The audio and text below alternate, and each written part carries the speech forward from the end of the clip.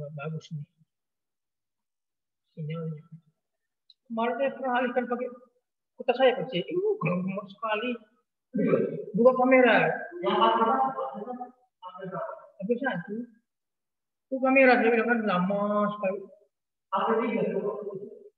Kecil bertiga. Bisa ini.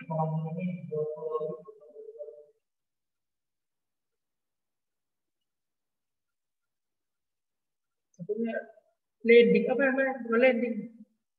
Lemot. Oh, satu lawan dua ini ikat pakai itu enggak?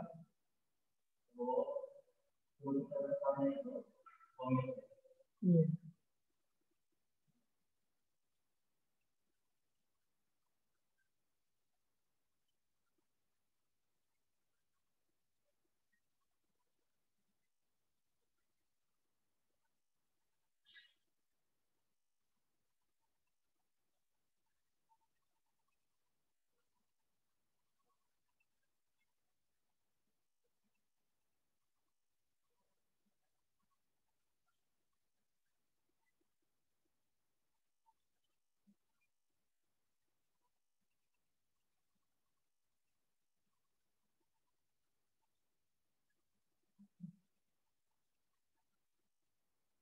Halo, selamat pagi.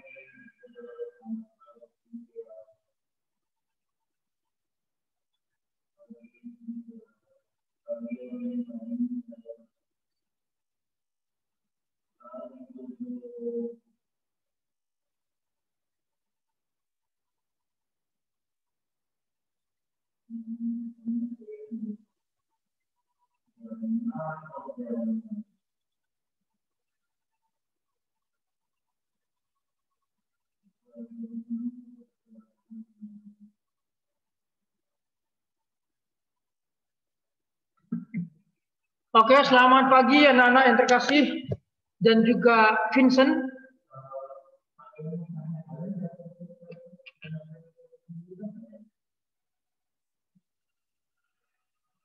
Oke, kita siapkan alat dan bahan ya. Kalau kalian mau masuk peralihan pembelajaran, kita siapkan alat dan bahan ya. LKS-nya semester 1 ya. Dipersiapkan dulu masih semester 1 dan nanti akan ada peralihan juga. Oke, siapkan semua alat tulis, bahan materi ya. Jangan hanya tidak ada persiapan, semua ada persiapan. Kalau orang tua saya bilang begini, kalau kamu mau ke ladang, ya harus bawa cangkul dan parang. Ya, itu harus dibawa alat, itu alat umum, cangkul dan parang. Karena kamu akan membawa sesuatu pulang ke rumah. Nah, itu orang tua saya sering bilang sama saya waktu itu. Kalau kamu ke ladang bawa cangkul dan parang. Nanti pulang dari ladang bawalah kelapa atau bawalah sesuatu barang. Tidak boleh bawa kosongan dari ladang atau dari apa itu ya dari ladang lah, bawa sesuatu, mungkin itu kelapa, mungkin itu ranting, bawa ke rumah. Itu didikan ayah saya dulu, meskipun kuno ya rasanya. Bawa parang artinya apa ya, parang dan cangkul itu artinya itulah bahannya kita untuk perang juga begitu. Demikian tentara sama juga, kalau dia mau perang ya bawa senjata dan perlengkapannya. Nah, ketika pun pulang tetap membawa barang yang sama atau tambahan barang-barang yang lain. Itu bisa membawa barang lawan begitu. Itu maksudnya. Dan anak semua harus dipersiapkan lah. Ya, mungkin nasihat ini apa ini nasihat? Nasihat nggak mutu mungkin di hati kalian, di pikiran kalian. Apa itu maksud nasihat begitu? Nah, tapi itulah hidup. Semuanya harus dipersiapkan. Alat dan bahan kalian harus dipersiapkan. Kalau jalan-jalan pun harus dipersiapkan. Apa alat dan bahan saya persiapkan. Kalaupun ada terjadi insiden apa namanya, masalah atau insiden apapun, kita harus siap. Ya, saya pernah baca bukunya. Sebentar nunggu yang lainnya. Bapak pernah baca buku Buku kalau salah Joel Austin ya. Nama pengarang Joel Austin. Dia bilang begini, saya sebagai bapak, ketika saya mengatakan ke keluarga, ya, ke keluarga, kita bakal pergi atau kita bakal jalan-jalan. Maka ketika saya putuskan kita akan jalan-jalan, saya semua mempersiapkan mobil yang terbaik. Baik bensinnya, bannya, semua. Kendaraan udah bagus. Kalau menempuh jarak sekian mil, berapa bahan bakar yang saya persiapkan? Bannya bagaimana? Mobil sudah siap. Tidak ada mobil. Alat dan bahan kami juga kami persiapkan. Perihal tentang makanan, snack, pakaian. Kami mau mampir kemana saja, harus dipersiapkan semua. Nah, itu saya baca, bagus sekali. Kalian juga kiranya punya buku bacaan yang akan menggugah kalian. Oke ya? Milikilah buku bacaan. Ya, setahun berapa buku yang Anda baca? Ya. Kalau kalian masih kalah dengan buku Bapak ya, Bapak kalau kalian lihat buku Bapak dia di toko, itu 2 rak buku saya semua. Waktu kuliah. Kalau kalian nanti kuliah tidak sampai segitu, ya Pak, kan sekarang bisa handphone, bisa di sana semua oke. Tapi paling tidak punya punya bukan pajangan sih, punya ya buku-buku lah yang kalian pegang, ya buku-buku. Banyak kali buku, semua di zaman Bapak kuliah, satu angkatan saya, Bapak yang paling banyak punya buku. Ya Bapak yang paling banyak buku. Bandingkan dengan Mr. Ronald, jauh sekali. Saya punya banyak buku sekali. Jadi wawasan orang yang punya banyak buku dan orang yang suka baca buku, wawasannya sangat luas sekali. Sangat luas sekali. Ya, sangat luas sekali. Apalagi dia suka IT. Seperti Bapak suka juga IT, ya, suka IT dan berkecimpung di IT, ikut juga di multimedia di gereja. Itu sangat wawasannya sangat luas sekali. Jadi anak-anak kembangkan wawasan Anda. Oke, sementara menunggu saya mau cerita sedikit. Kembangkan kapasitas yang Tuhan berikan kepada Anda itu kembangkan. Kapasitas, kemampuan, skill yang Tuhan berikan dikembangkan. Jangan cukup puas. Aku cukup puas dengan apa yang aku punya. Oke, tetapi sekarang ini kita akan bersaing dengan dunia orang lain. Bersaing. Saya punya cerita. Ya, Mas Nuwihai, saya punya cerita begini. Kita punya skill, ya skill itu tahap keberapa ya, sudah memasuki tahap keberapa lah begitu ya. Jadi sebelum memiliki skill itu, tahu skill ya, kemampuan itu harus dari dasar. Pertama itu ya baca buku, latihan, diterapkan, baca buku, latihan, diaplikasikan, baca buku, diaplikasikan, itu baru nanti masuk ke skill. Nah, skillnya kita ini di ranahnya mana? Skill dan kemampuan kita. Mungkin skill dan kemampuan kita masih di wilayah kita, di kecamatan. Kita hebat di sana. Nanti belum tentu kita hebat di kabupaten. Belum tentu kita hebat di nasional.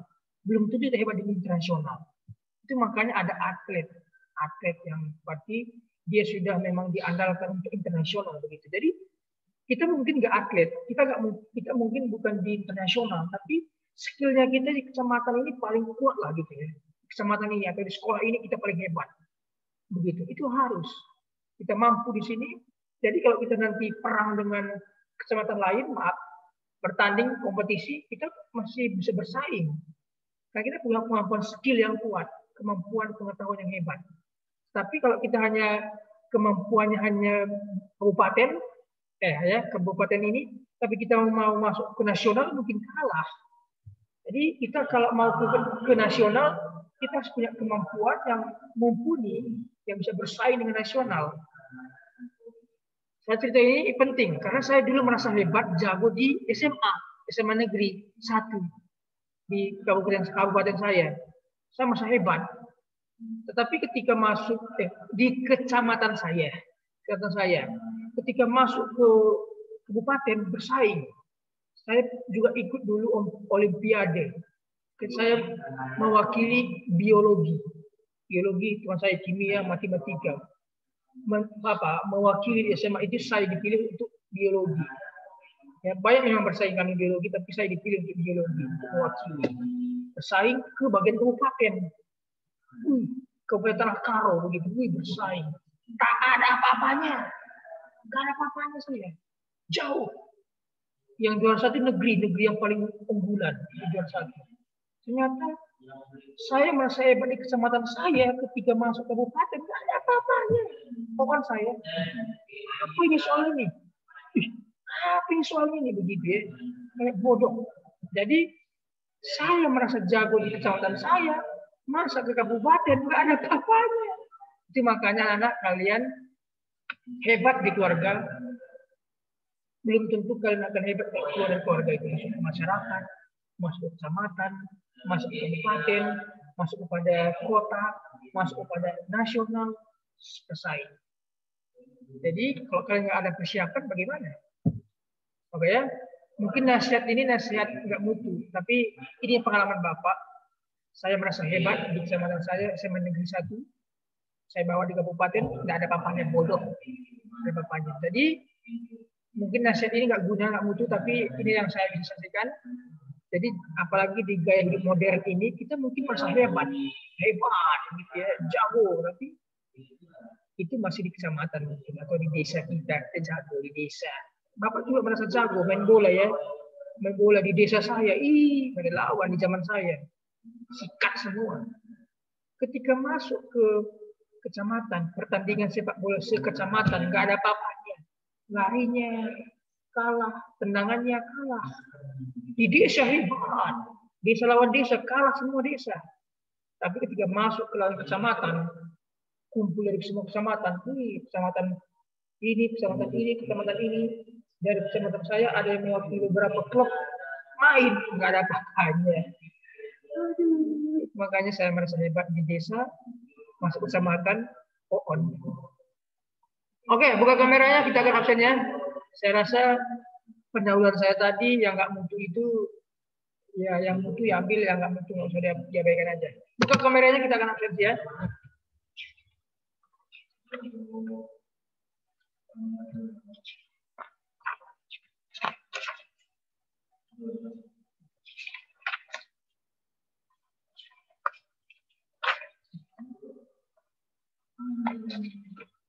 Oke, saya panggil namanya 3 orang, sebutkan hadir ya, hadir ada. Saya akan tahu dari suaranya. Oke, Adisa nggak ada ya. Bulan David Virgin. Ada Pak. Oke, Bulan. Hadir Pak. Virgin hadir. David, saya dengar suaranya nih. Silakan buka ya. Selanjutnya Tristan Lily Ferrol. Hadir Pak. Hadir Pak. Oke. Tristan ada ya? Ada. Oke, good. Thank you. Hello, Marcel Rama. Hadir Pak. Oke, satu orang. Rama hadir Pak. Oke, Rama. Marcel? Marcel belum ya? Selanjutnya saya dengar Tegar, Alvin, dan Jovita. Hadir Pak. Jovita hadir. Alvin Tegar? Nggak saya dengar suaranya. Yoni, Janice, Nicole. Hadir Pak. Oke. Hadir Pak. Ya. Hadir. Raihan Serafim. Ada Pak. Hadir Pak. Oke, hadir. Oke, saya lompat ke kelas sebelah. Aldi, Megan, Abdi. Hadir Pak. Oke. Abdi, oke, hadir semua. Evelyn, Ferin, dan Galang. Hadir Pak. Hadir Pak. Hadir Pak. Oke, ya. Hadir. Ya, oke. Rama, Dandi, Bayu, Kevin. Hadir. Oke, dan diizin. Oke.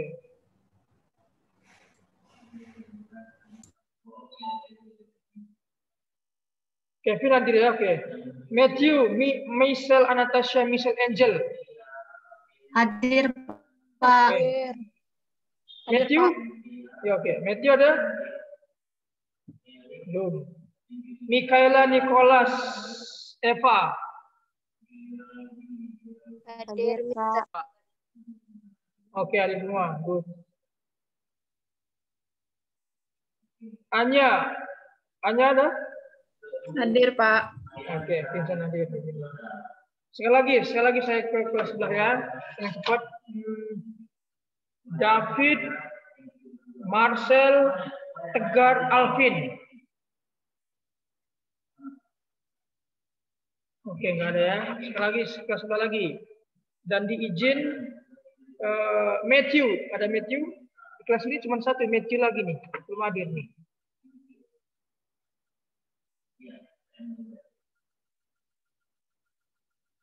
Matthew belum hadir. Oke, tolong sampaikan ya supaya hadir semua di kelasnya Pak Patrick ini. Di kelasnya Pak Ian ada 4 orang hadir. Oke, terima kasih. Hari ini kita belajar tentang gaya hidup. Sekarang masuk ke peran keluarga ya. Peran keluarga. Tentunya kalian harus punya, sebelum peran kalian masuk, kalian punya teladan. Ya, sebelum kalian masuk ke peran keluarga, kalian harus punya teladan atau figur. Harus punya siapa kalian mau jadikan figur. Oke, terima kasih Nicole. Oke ya. Sekali lagi, hidup seseorang dia harus punya teladan dan figur yang harus dia ikutin. Harus punya itu. Ya, kalau kami pastinya Tuhan yang menjadi teladan dan figur kami, ya, ajarannya dari kita. Lalu yang kedua yang kelihatan yaitu manusia. Saya sudah menetapkan figur dan teladan saya adalah gembala saya, yaitu gembala KM yang sangat baik. Ya, dia punya 2 anak, dia bisa mendidik yang bagus dan dia menjadi teladan bagi saya. Jadi selama hidup itu harus ada figur dan teladan. Kalau tidak ada, sulit. Yang kedua, masuk ke mentor. Ya, yang tadi ya, figur teladan Tuhan. Jadi yang kelihatan itu mentornya kita, yaitu gembala itu mentor, yang mentor kita, yang juga sekaligus figur dan teladan. Oke, itu yang harus kita cari anak-anaknya. 2 itu saja. 2 itu saja kalian punya, pasti kalian bisa kuat. Ya, kalian kuat berdiri hari ini karena ada orang yang peduli. Kalau tidak ada orang yang peduli padamu, engkau tidak akan ada gemuk, engkau tidak akan ada gagah. Karena ada orang yang peduli pada kita, maka kita bisa kuat. Oke ya? Nah, hari ini kita masuk ke peran keluarga. Sekarang peran berarti kita sudah terjerumus. Artinya bukan terjerumus sih, kita sudah di dalamnya berperan, berarti kita sudah jadi pelakunya, begitu ya, pelaku. Kalau kita sudah menjadi pelaku keluarga, apa yang harus kita lakukan? Oke ya? Jadi sebelum jadi pelaku, sebelum menjadi apa ya, terjun ke dalamnya, kita punya bakal atau bahan yang menjadi pegangan kita. Ya, seperti Bapak sering sampaikan, punya bekal, punya bahan, punya ilmu ya, ilmu bukan ilmu hitam putih. Ilmu artinya keterampilan itu harus punya ketika kita berperan, ketika kita terjerumus atau terjun, kita tidak bingung, gitu ya. Karena kita sudah belajar terlebih dahulu, baru masuk ke nyata. Oke, kita langsung belajar sama-sama. Sebelum kita masuk, mari kita berdoa dulu ya. Apa yang saya sampaikan ini semua karena pengalaman. Ya, pengalaman saya sudah masuk ke keluarga. Jadi sebelum saya masuk, saya belajar banyak hal. Ternyata apa yang saya pelajari, yang saya sudah pikirkan, ketika terjun ke keluarga bisa berubah. Bisa berubah karena perasaan. Ya, jangan berubah karena perasaannya. Perasaan itu bisa berubah, tapi tetap nilai tidak boleh berubah. Nilai. Kalau kita niatkan dari kecil, dari masa muda kita, kalau aku nanti berkeluarga, aku akan mendidik istriku dalam karunia, doa pagi, doa sama-sama. Itu niat kita, itu harus lakukan. Kadang-kadang kan kita lihat istri atau suami tidur, malas bangun. Karena bapak juga apa? Emosi. Ini saya udah bangun kok nggak mau tidur, nggak bangun ini. Berdoa dulu gitu ya. Kadang-kadang begitu pagi-pagi begitu. Kesel. Tapi ingat, tak berdoa meskipun dia tidur, doakan. Doakan ya, karena istri lagi sedang mengandung. Doakan sebelum pergi juga cium, bangunkan dan sebagainya. Itu harus ada. Harus ada. Nanti kita bahas di dalam lagi ya. Jadi kita harus punya bekal, punya pegangan. Oke, kita berdoa. Bapa di surga, kami menyerahkan kelas ini ke dalam tangan-Mu. Ajar kami Tuhan, agar kami memiliki figur, teladan, dan mentor. Dan juga memiliki komunitas yang baik. Agar kami tidak terbawa arus oleh dunia ini, tidak dibawa arus oleh gaya hidup yang sudah rusak ini. Kami tahu bahwasanya dunia ini sedang dikontrol, sedang diperbudak atau di bawah pimpinan setan atau iblis. Ingin bisa membawa kami ke jalan yang rusak, ke jalan yang salah. Itulah iblis. Itulah cara-cara iblis. Tolong kami Tuhan agar kami berjalan sesuai kehendak-Mu. Diberkati kelas ini, diberkati anak-anak-Mu yang mendengarkan materi ini. Dalam nama Yesus. Amin. Mari kita belajar sama-sama tentang keluarga. Oke, saya rasa sudah 23. Saya mau enable dulu ya, jadi tidak ada yang bisa masuk lagi nanti. Kalau kalian yang masuk keluar lagi, tidak bisa masuk lagi. Ya, saya sudah bikin admit ya.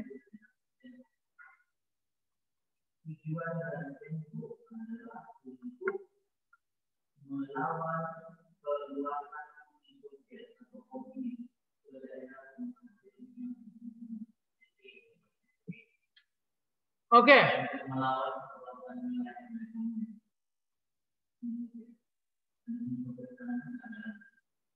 Baik, ini akan jadi pembahasan kita ya. Kalau saya besarkan agak besar sekali dia. Cukup ya. Nah, ini yang menjadi pembahasan kita. Jadi dari materi PowerPoint kita akan beralih ke LKS ya, konsep LKS-nya. Oke, paham ya? Mari kita mulai belajar sama-sama hari ini. Berbahagialah dan diberkati kalian yang mengikuti pembelajaran. Peran keluarga di tengah gaya hidup modern. Peran berarti pelakunya. Ini yang kita harus terapkan. Ya, tindakan keluarga. Peran berarti apa ya? Sebuah tindakannya apa yang dilakukan di dalam keluar di tengah-tengah gaya hidup modern. Apa yang akan dilakukan? Bagaimana peran kita? Ya. Oke, jadi sebelum bertindak kita buat skenario-nya ya, kita susun rencana. Jadi kalau kita mau menghadapi gaya hidup modern, kita punya rencana, kita punya skenario-nya. Jadi kalau kita berjalan dengan rencana, dengan skenario kita, mungkin kita tidak akan dibawa arus oleh gaya hidup modern. Jadi kita lah yang menyusunnya. Oke, mari kita mulai. Jadi peran keluarga di tengah gaya hidup modern sangatlah penting. Sangat penting. Orang tua kita, ibu kita itu sangat penting dalam mendidik kita di tengah gaya hidup modern sekarang. Kenapa penting? Mari kita pelajari. Nah ini dia, Kristen perlu ini. Ini perlu. Kenapa penting ini perlunya? Membangun persekutuan dan melayani. Ini mungkin mengarah ke rohani ya. Persekutuan dan melayani. Oke, saya jabarkan dengan bahasa yang lumrah. Jadi membangun komunitas dan melayani berarti berbagi. Oke, ini mungkin lebih ke rohani nih. Jadi kita dalam menghadapi gaya hidup modern anak-anak, kita harus membangun komunitas yang bagus dan juga kita harus berbagi. Artinya apa ya? Membantu yang susah, menolong yang susah. Contohnya, misalkan keluarga kita sudah kuat, sudah dibangun dalam kondisi yang fondasi yang kuat. Ya, cara mendidik anak, pola mendidik anak dengan bagus di dalam keluarga sudah bagus misalkan. Jadi kalau sudah bagus pola mendidiknya, orang tua ini harus berbagi, melayani orang tua lain. Ya. Tentu pasti ada orang tua yang tidak bisa memberikan pola yang baik ke anaknya. Ya, ada nggak orang tua yang mendidik anak kurang baik? Ada. Jadi kalau kita adalah orang tua yang memiliki pola didik yang baik, kita harus berbagi. Itu maksudnya melayani di sini. Melayani mereka, membantu orang tua yang tidak punya pola didik yang baik. Ya. Oke, saya juga punya rencana dalam mendidik anak nanti. Saya punya konsep, saya punya yang dua hal, yaitu kesepakatan. Itu harus ada kesepakatan dengan anak, apa yang harus anak lakukan, itu harus punya. Kalau tidak ada kesepakatan dan rules, bahaya. Dua itu harus punya. Ada rule-nya, ada aturannya, dan ada kesepakatan. Kalau melanggar aturan, kalau melanggar kesepakatan, kena punishment, kena hukuman. Itu harus jelas. Nah, mungkin orang tua kita punya seperti itu. Bagus tertata.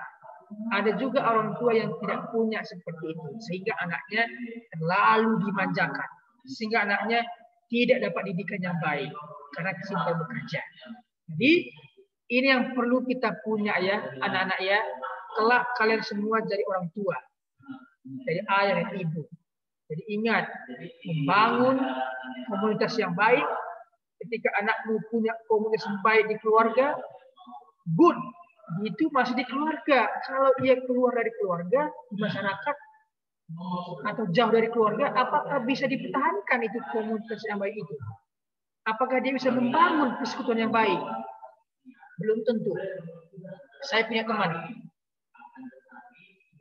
punya teman, ini ya sama-sama sekolah teologi di Yogyakarta. Ibunya guru, bapaknya sapam nggak tahu sapam apa ya, apakah bank atau apa ya. Anaknya ini baik di rumah, baik sekali, ya. Pulang sekolah langsung ke rumah belajar, ya, sehingga kacamatanya tebal sekali. Namanya saya nggak sebutkan. Jadi ketika kuliah di Jogja, lepas seperti lepas dari kandang. Di rumah dia baik alim. Tapi ketika keluar dari kandang, kuliah di Jogja, di asrama, bahkan asrama sendiri, itu tidak teratur lagi. Jadi kita pengurus asrama, dapat semangat dari pengurusnya, dari wakil ketua asrama. Ngeri memang waktu kuliah itu banyak sekali jabatannya. Jadi wakil ketua, wakil OSIS, bukan OSIS, Pak Senat, mahasiswa. Kalau Anda nggak percaya, tanya Mr. Ronald. Banyak sekali jabatan yang saya ampu waktu kuliah. Ya, bahkan jadi apa itu ya? Bagian intelektual. Senat mahasiswa saya bagi intelektualnya, bagian pengetahuan. Bikin seminar, jaga WB, wah ngeri sekali memang dipakai Tuhan luar biasa pada zaman itu. Makanya saya nggak heran kalau saya dilempar ke Bali, manapun pasti bisa, karena sudah punya pengalaman buat kuliah. Jadi anak-anak nanti kalau kuliah ikutilah organisasi. Saya harapkan kalian masuk organisasi lah. Jadi kalian punya pengalaman khusus, bahkan kalian akan diingat. Oh, kakak tingkatku itu ya, ingat. Sekarang mungkin nama saya hilang ya, sudah berapa tahun ini. Dulu waktu itu kakak tingkat, adik tingkat semua di universitas nama John Pinang. Orang tahu, udah tahu orang semua. Oke, itu nggak penting. Jadi masuk artinya butuh komunitas, ya. Komunitas ikutlah namanya organisasi. Oke. Jadi di sini ya, persekutuan di keluarga bagus, belum tentu bagus di luar. Jadi ini harus paten. Dari keluarga ia harus paten, dididik dengan baik. Ketika keluar dari keluarga, masuk ke asrama atau masuk ke kos, itu bisa berubah segalanya. Jadi harus paten. Sini ya. Oke, berikutnya. Yang kedua, setelah itu adalah menjaga. Mencari itu mudah. Yang sulit adalah menjaga. Menjaga persekutuan, menjaga api, menjaga semangat, tetap utuh, tetap semangat ada ini susah sekali. Jadi anak-anak Bapak sampaikan bangunlah persekutuan Anda dimanapun Anda nanti. Ini kelas 11, kelas 12, sebentar lagi kalian akan wisuda dan kuliah. Carilah komunitas yang good.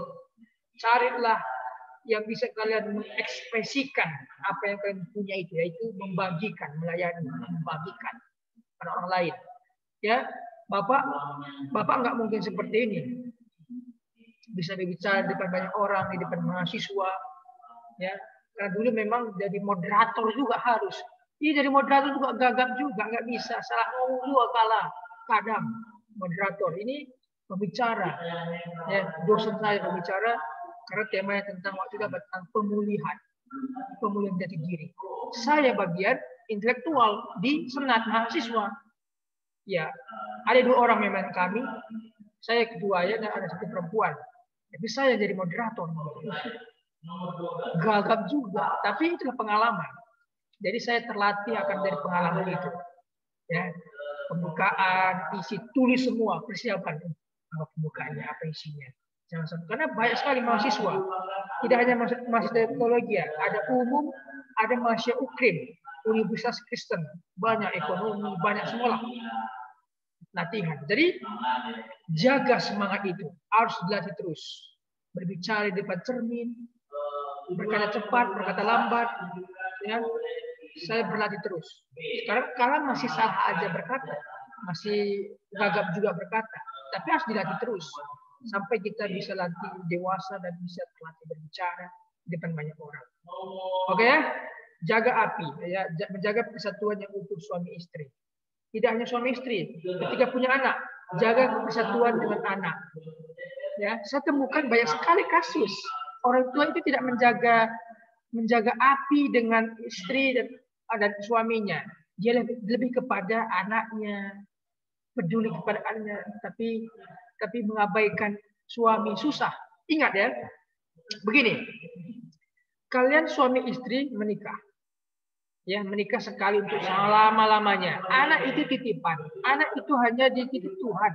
Anak itu kalau udah besar, usia 22, 23, dia bakal menikah dan keluar dari rumah. Keluar dari rumah, tinggalkan kalian berdua, suami istri.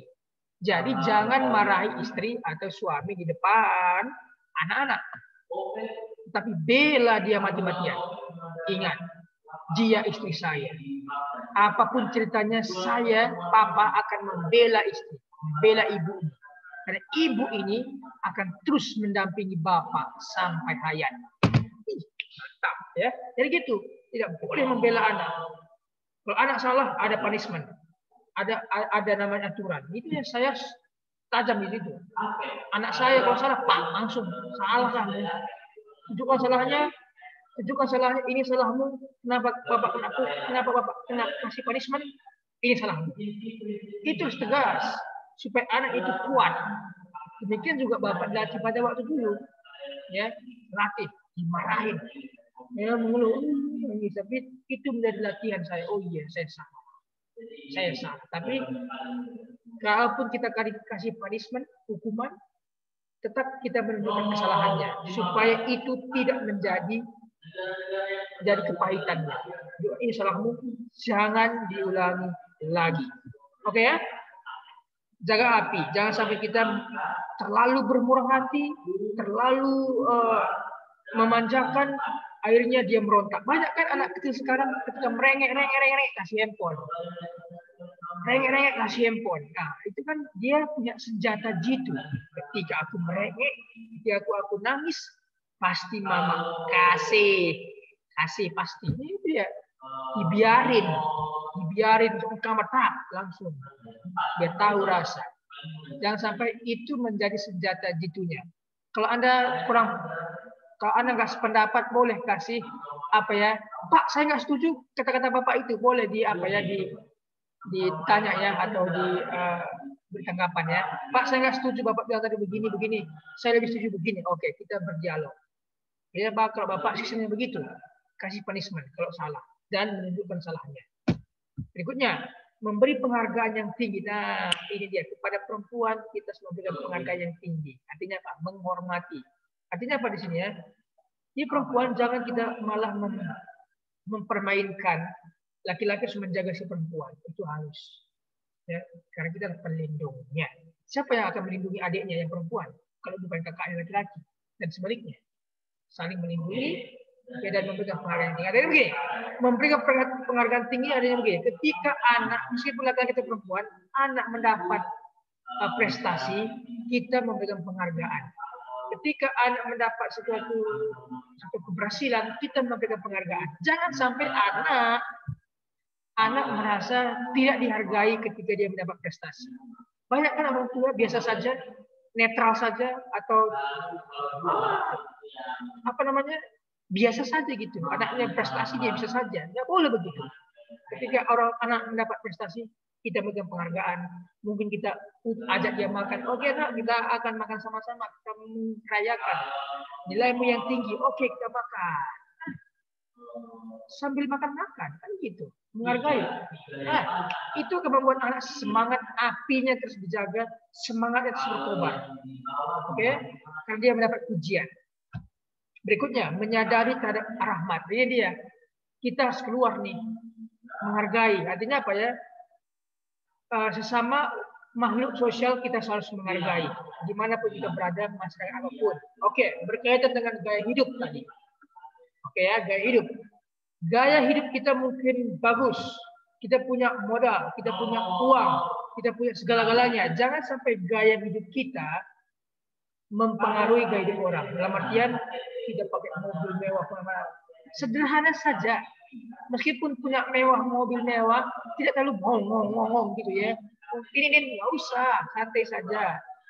Menyadari kita adalah rahmat dan kita harus bertanggung jawab bagi masyarakat. Tetap sederhana untuk masyarakat. Oke ya, paham sampai di sini ya? Ini yang dilakukan. Banyak sekali saya lihat anak muda ya. Orang papanya berhasil. Ya, ketika masa pandemi hancur, ngedrop, begitu. Jadi malu, kemana-mana malu. Kenapa? Karena dulu memang merasa tinggi, merasa hebat, bapakku kuat, bapakku punya uang. Jatuh pandemik, udah malu kemana-mana. Itu yang saya bilang, tetap sederhana. Sekalipun kaya, sederhana. Sekalipun nanti jatuh bangun, tetap sederhana. Orang tidak tahu. Dia tahu kita jatuh, kita sedang jatuh, kita sedang rugi, orang nggak tahu, tapi kita tetap sederhana. Begitulah gaya hidup kita di tengah gaya hidup modern. Oke. Nah, ini dua hal yang kita harus pegang kuat. Peran keluarga di tengah gaya hidup modern. Pertama, melakukan filtrasi. Nah, ini dia, filtrasi penting. Apa filtrasi? Itu menyaring, memilih, memilah yang terbaik yang akan kita adopsi. Oke, jadi banyak orang tua yang sekarang ini filtrasi apa yang cocok buat anaknya. Oke ya, jangan kita memaksakan kehendak kepada anak. Apa kira-kira ini? Arahkan dia kepada kemampuan skillnya, sehingga dia menemukan jati dirinya, sehingga anak itu menemukan bakatnya. Kita dorong. Ya, kita harus lihat baik-baik. Apakah ada bakatku turun atas dia? Apakah keterampilanku, skillku turun ke anakku? Coba cek. Jangan sampai nggak turun. Kalau nggak turun, jangan dipaksain. Banyak saya lihat murid-murid saya di alumni dipaksain ke anaknya. Ya, di sekolah tinggi-tinggi sampai kuliah di luar negeri pulang jaga toko. Sekolah udah besar, mahal-mahal, pulang jaga toko. Nggak ada papanya. Itu kan menyakitkan hati orang tua ya. Jangan sampai orang tua salah. Itu kan. Dan anak juga harus berani mengatakan bahwa saya punya skill di sini, kemampuan, kalian, bakat di sini. Ini Pak, ini Pak. Lalu kalian nunjukkan bahwasanya kalian punya keterampilan di situ. Jangan hanya ngomong, "Ma, aku punya skill di sini." Kadang-kala hanya ngomong itu bisa jadi apa ya? Karena dia melihat temannya di situ semua, dia di situ ikut-ikutan. Jangan sampai ikut-ikutan ya anak ya. Filtrasi semua. Jangan sampai kau ikut-ikutan karena teman, nggak boleh. Ya, nggak boleh karena teman.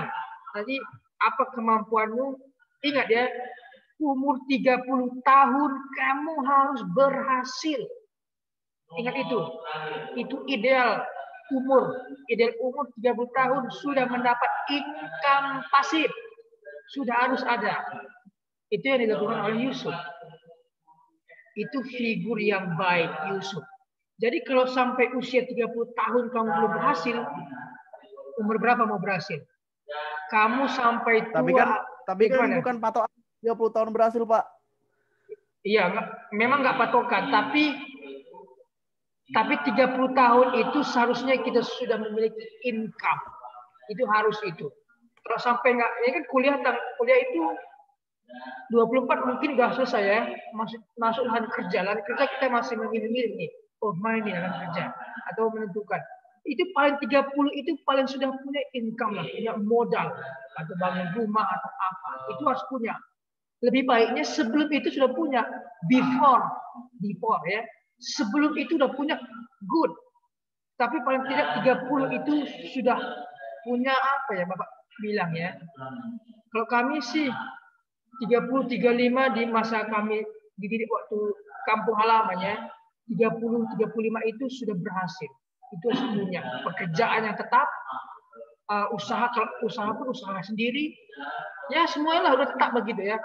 Pekerjaan yang tetap, usaha sendiri, income udah punya begitu maksud saya ya. Bukan masih mencari-cari nih. Lowongan kerja. Kalau begitu susah. Itu yang Bapak maksud ya. Jangan sampai masih masuk ke lowongan kerja sini, lamar sini. Itu usia 30 tahun tidak boleh begitu. Usia 24, 25, 26, 27 sudah tetap. 28 sudah punya apa ya bekal. Ketika masuk 30 mau nikah sudah punya apa semuanya begitu. Paling tidak itu ya, itu menurut apa namanya? Kalau Bapak berpandangan seperti itu. Kalau usia 30 paling tidak sudah mapan begitu ya.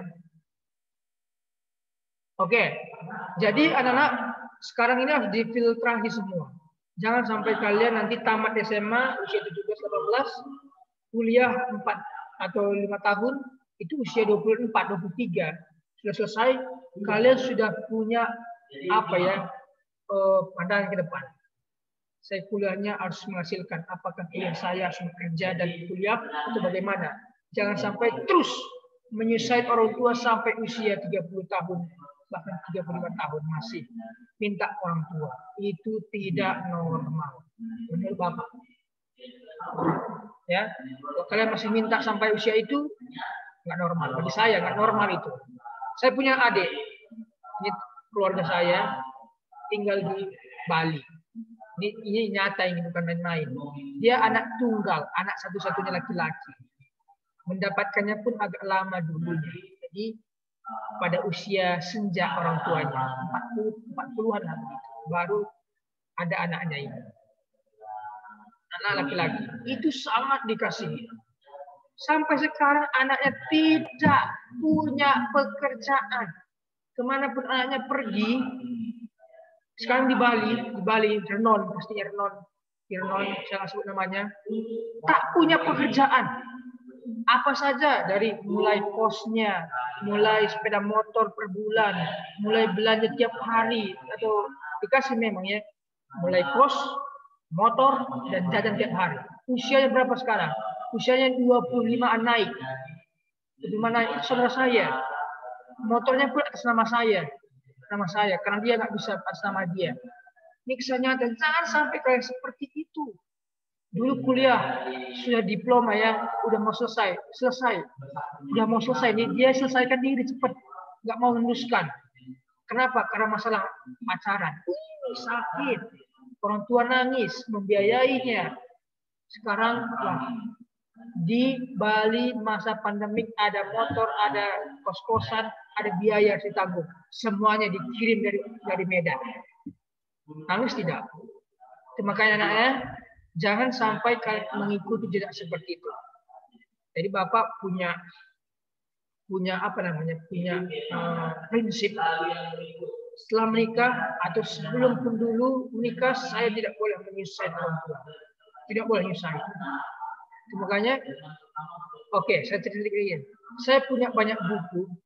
Masa kuliah saya sering beli buku. Itu uangnya itu mana? Bukan dari keluarga, bukan dari orang tua, tidak ada. Ibu saya itu Muslim. Ibu saya udah menikah lagi dengan papa tiri saya. Dia punya anak, tidak mungkin saya minta uang. Tidak ada minta uang, sama sekali, spesifik tidak. Lalu dari mana saya bisa beli banyak buku? Kalau kalian ke toko saya, banyak buku teologi saya, banyak buku saya, 2 rak di sana buku semua. Jadi saya bisa beli buku ini karena saya kerja waktu kuliah. Kerja itu kayak apa ya? Kayak pembantu. Pulang dari pelayanan, bereskan rumah gembala. Adik gembala saya di Jogja, di Solo, dia punya adik di Jogja. Itu. Saya melayani sana, saya bersihkan rumahnya, saya ngepel, dapat uang, dapat makan, saya simpan beli buku. Nah, inilah perjuangannya. Jadi anak, saya punya prinsip, saya kuliah tidak menyusahkan. Memang dulu kami dapat dapat sponsor ya. Sponsor dari hamba Tuhan. Kan sekolah teologi ya, ada sponsor. Nah, saya bisa memilih uang itu. Jadi anak, apa yang Bapak mau sampaikan kepada kalian? Ingat, punya prinsip yang kuat. Jangan sampai nyusahin orang tua. Sampai setelah kuliah, umur 24 tahun, tidak boleh tidak bekerja. Harus kerja. Bapak sudah kerja usia itu. Sudah kerja. Ya, saya sampai di Bali, honor, langsung 2 tahun kemudian dari tetap. Itu mungkin perjalanan saya, mungkin Tuhan kasih reward dari perjuangan saya selama ini. Saya dengan Mr. Ronald. Jadi memang sekolah teologi dari sekolah ini, dia punya sekolah teologi yaitu GBI Rock, itu punya sekolah teologi yaitu Estetik Kingdom. Saya bertanya-tanya belakangan, kenapa kami yang dipilih? Kan sekolah ini punya sekolah teologi ya. Ini pernah kami tanyakan sama Mr. Ronald, bertanya, ini kan sekolah teologi ya Pak, saya panggil dia Impam. Tapi kenapa kita dipilih? Nah, ini dia rencana Tuhan tadi. Jadi anak-anak berjuang dari masa kuliah, kerjakan bagian kalian, ikuti komunitas, ikuti organisasi, pasti Tuhan bukakan jalan. Itu ya, itu pasti. Ini bukan basa-basi, ini pengalaman yang saya sampaikan, pengalaman hidup. Bukan basa-basi ini. Coba kalian lihat orang hanya lalu lalang, datang pergi, nggak akan dapat apa-apa itu. Orang yang berjuang dari perjuangannya, keringatnya, tangisannya, itu di perjuangan Tuhan. Dia akan mendapat tempat yang baik. Itu saya percaya. Oke, yang kedua, menyaring pengaruh negatif dari kehidupan modern. Nah ini. Untung kami diasramakan. Jadi kita lebih apa ya, bisa rukun, bisa ibadah pagi, asrama ya. Jadi kita kontrol semua. Nah, oke, jadi begini saya sampaikan.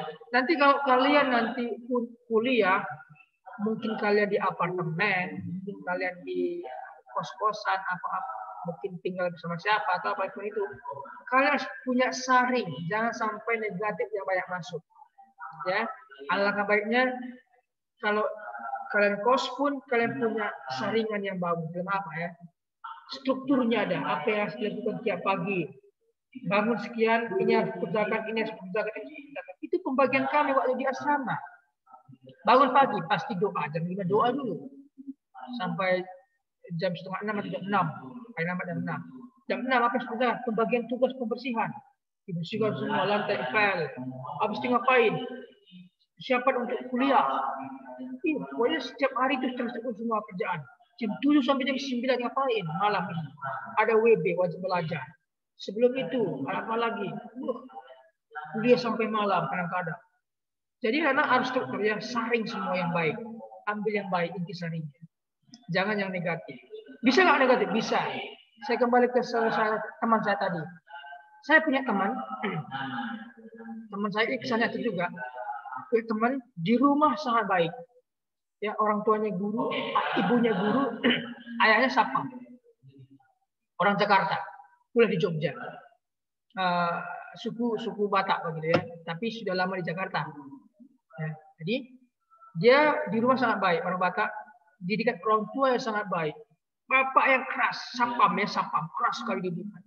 Sehingga dia itu kayak terkekang di rumah. Sehingga kalau orang tuanya pulang itu kayak alim sekali begitu ya.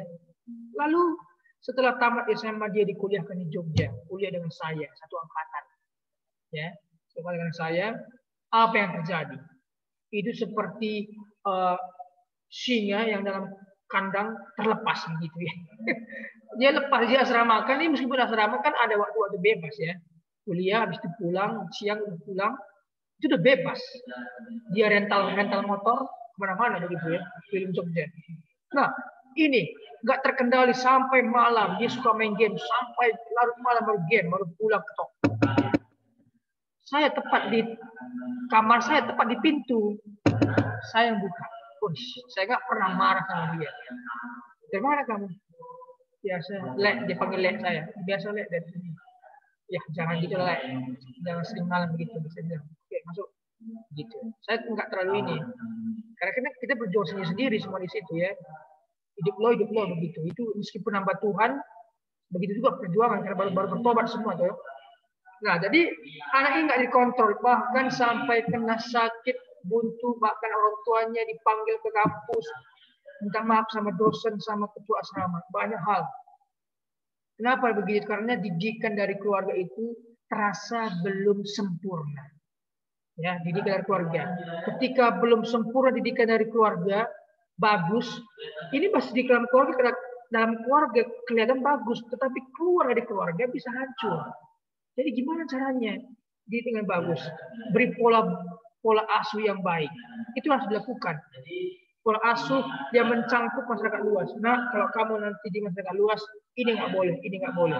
Jadi kamu harus tahu mana yang baik, mana yang buruk, mana yang merusak dirimu, mana yang memperbaiki dirimu. Harus tahu semua. Bapak nggak tahu ya, kalian mungkin di kelas ini, di sekolah ini bagus kelihatan, tapi di luar sana belum tahu saya. Bisa kalian lebih ganas daripada Bapak.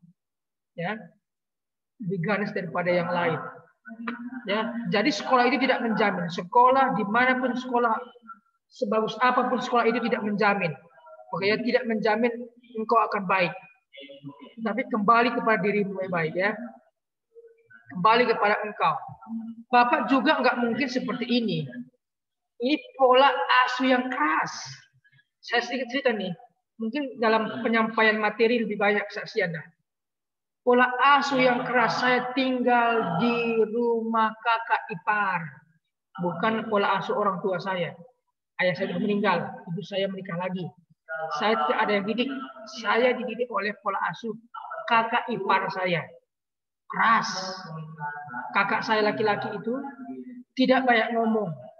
Tapi sekali ngomong sakit hati. Kakak saya perempuan.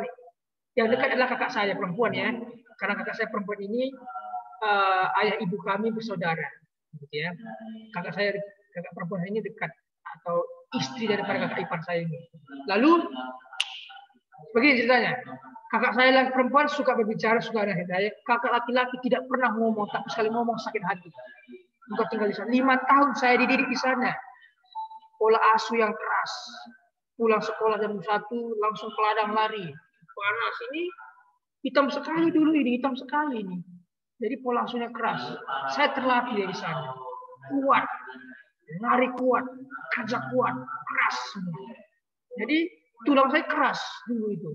Tangan saya ini apa ya? Beris sekali, bah. Keras semua. Jadi, ya, pola asuh itu yang membuat saya dimanapun saya ditempatkan harus hidup. Itu ya. Sampai saya berkata, berani berbuat, berani bertanggung jawab. Harus bertanggung jawab. Nah, jadi saya dimanapun kuliahkan di Jogja harus benar-benar berhasil. Saya tidak pernah minta, harus berjuang. John tidak boleh minta. Saya, ya karena saya dulu di kampung 5 tahun itu kerja di ladang orang, itu dapat uang 20.000 tiap kerja seharian, simpan. Saya diajari nyimpan. Banyak sekali. Didikan itu membuat saya kuat. Beda dengan anak-anaknya. Sayang sekali anak-anak dari kakak ipar saya itu. Semuanya sarjana. Pertama, akbid. Kedua, akbid. You know akbid ya? Akademi kebidanan. Satu bidan, satu perawat. Yang paling tua perawat, yang paling bungsu akbid, akbid ya, bidan. Yang kedua itu apa itu? Komputer, informatika. Maaf sekali, semua hanya menjadi ayah dan ibu saja. Tidak di bidang masing-masing. Si perempuan bungsu hanya jadi ibu rumah tangga saja, tidak melanjutkan akbidnya, padahal dia sekolah akbid kebidanan. Sayang sekali nggak digunakan ya. Hanya satu yang di ini kebidanan, tapi keperawatan. Nah, itu pun hanya honor-honor ada terus. Ya, perjuangan mereka menyekolahkan anak-anak itu luar biasa. Tapi didikannya dengan saya berbeda, pastilah berbeda ya. Itu kan anak, saya kan bukan anak. Saya itu dididik dengan keras. Jadi ini adalah produk daripada didikan yang keras itu. Jadi saya seperti ini karena didikan mereka. Saya berterima kasih kepada kakak ipar saya yang mendidik saya. Jadi anak-anak saya mau sampaikan, jadi didikan yang keras dari rumah itu jangan salahkan, terima saja. Itu akan membuat kamu kuat di luar. Ini produknya, bukan hanya baca basi. Ya, kalau kalian nggak kuat dari didikan rumah, lagi, nangis, ini, aduh, nggak bisa. Keluar dari rumah, hancur, itu pasti. Kalau kamu nggak kuat dari didikan dari rumah, gembleng terus, sampai kamu kuat keluar dari rumah, good. Oke ya, mungkin ini sekali lagi ya, dua lagi. Ini satu yang terakhir, selesai. 3 menit lagi, oke. Kan saya. Jadi di sini kita lihat ya, dampak negatif. Kita mau lihat dari Kejadian 35 ayat 22 saya bacakan ya. Ini yang kita tidak boleh lakukan anak-anak. Saya pesankan kepada kalian yang mendengar puji Tuhan. Ini saya sampaikan hanya pengalaman saya saja. Ya. Ayat 22, Kejadian 35 ayat 22. Ketika Israel diam di negeri itu, terjadilah bahwa Ruben sampai tidur dengan Bilha, gundik ayahnya, dan kedengaranlah hal itu kepada Israel. Adapun anak lelaki Yakub ke-12 orang jemaah. Jadi di sini ada Ruben tidur dengan gundik ayahnya. Gundik itu sama dengan istri lah ya, istri, tapi nggak sah. Istri. Ruben anak paling sulung tidur sama istri ayah. Wajar nggak? Tidak boleh. Ini kan fatal ini nggak boleh. Banyak yang terjadi di masa modern ini seperti itu. Ya, banyak yang menyumbang-balikan, banyak yang menyumbang-balikan fakta, sebagainya, banyak hancur-hancuran. Jadi anak-anak ingat pesan saya. Jangan sampai engkau mengikuti teladan Ruben yang meniduri butik ayahnya sendiri, Bilha. Bilha itu adalah budak dari Rahel. Ya, Rahel itu kan Yakub ini atau Israel ini punya 2 istri, Lea dan Rahel. 2 istrinya. Lea punya gundik atau Lea punya budak namanya Silva. Ya, Silva. Rahel punya budak perempuan. Rahel ini punya budak perempuan namanya Bilha. Ya, Bilha ini ditiduri oleh anaknya Lea, Ruben. Gitu ya. Jadi anak ini ya campur aduk nih. Karena banyak anak sudah meniduri ibunya sendiri. Jadi dia kacau sekali ya. Jadi anak jangan sampai engkau sampai ke jerumus ini. Artinya begini. Sampaikan begini. Udah habis ya. Sudah habis nih. Kesimpulannya. Jadi anak-anak dari begini. Di masa sekarang ini, zaman modern ini, banyak sekali peralihan. Nilai-nilai sudah tertukar. Jadi yang tidak boleh, sekarang nggak boleh. Yang tabu sudah terbuka sekali. Ya, banyak sekali. Jadi perubahan zaman sekarang banyak sekali. Jadi kesimpulan Bapak adalah filtrasi, jaga baik-baik diri, jangan sampai engkau terjerumus. Jangan ikut-ikutan orang lain. Nanti kalau kalian sudah kuliah, Ingat, jaga diri baik-baik. Ya, jaga diri baik. Jangan sampai engkau mencemari dirimu. Kalau engkau mencemari itu hanya sekali. Ingat ya, perbuatan baik yang engkau bangun beratusan bulan, mungkin ratusan bulan atau puluhan tahun kamu bangun perbuatan baik, itu bisa hancur dalam 1 detik, 1 menit, 1 jam. Perbuatan baik itu bisa hancur semuanya. Jadi selama apapun engkau berbuat baik, tapi ketika engkau salah pilih, itu akan menghancurkan semua. Jadi sebelum atau jangan sampai hancur. Ya, jangan sampai engkau salah pilih dengan melukai atau menjajai dirimu atau menodai orang lain. Jangan sampai. Oke? Mungkin ini yang Bapak bisa sampaikan. Kalau ada pertanyaan silahkan sebelum kita akhiri. Ada yang mau bersaksi atau ada yang mau sampaikan masukan? Halo? Enggak ada ya? Oke, kalau enggak ada mari kita akhiri ya, berdoa lalu buka video. Nama yang Bapak panggil boleh keluar dari meeting. Kita berdoa. Oke, sementara berdoa buka videonya ya. Oh Tuhan, terima kasih hamba-Mu terbatas untuk menyampaikan materi. Tapi Tuhan tidak pernah terbatas untuk memberkati kami, memberikan hikmat, marifat. Tuhan, kami belajar bagaimana kami harus bersikap di tengah gaya hidup modern. Gaya hidup modern bisa saja iblis pakai untuk menghancurkan kami. Ketika kami hancur, maka kami tidak berguna. Kalau tidak berguna, maka kami merasa tidak ada apa-apanya. Kami bunuh diri saja. Ya, akhirnya kami menjadi pengikut iblis. Tuhan, inilah cara-cara iblis untuk mencari pengikut. Kami harus punya filtrasi, punya gaya hidup yang baik, supaya tidak terikat dengan gaya hidup modern yang merupakan jebakan iblis. Tuhan, terima kasih. Berkati anak-Mu yang mendengarkan. Dalam nama Yesus. Amin. Oke, saya panggil namanya. Boleh tinggalkan meeting ya. Yang lain buka videonya. Baik, terima kasih buat Ferol. Terima kasih buat Bulan. Terima kasih buat Bayu. Boleh tinggalkan meeting kita. Jovita, Serafim, Michaela Angel, Anya, Megan, Flo, terima kasih. Virgin, Lily, Ferin, Eva, terima kasih. Nama yang sudah dipanggil boleh tinggalkan meeting.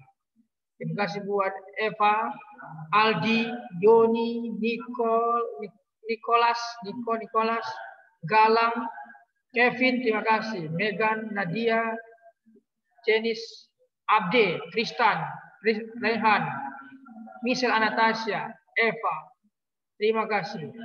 Tristan dan Vincent, terima kasih. Megan, terima kasih.